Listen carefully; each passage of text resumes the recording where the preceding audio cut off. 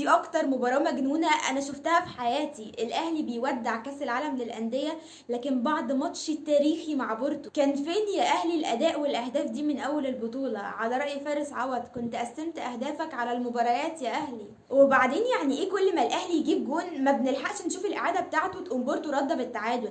ده وسام ابو علي ما كانش بيلحق يكمل الاحتفال.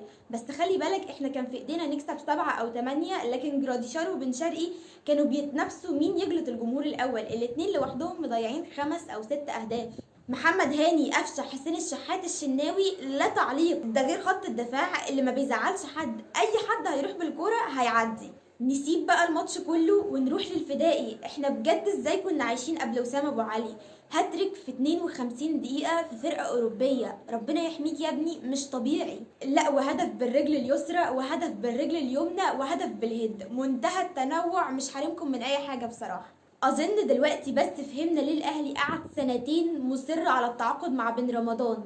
لعيب كواليتي عالي قوي، الفرق بينه وبين اللعيبة اللي حواليه مرعب، حرفيا بيعمل كل حاجة في الكورة، وسجل هدف في بورتو ار2 عالمي.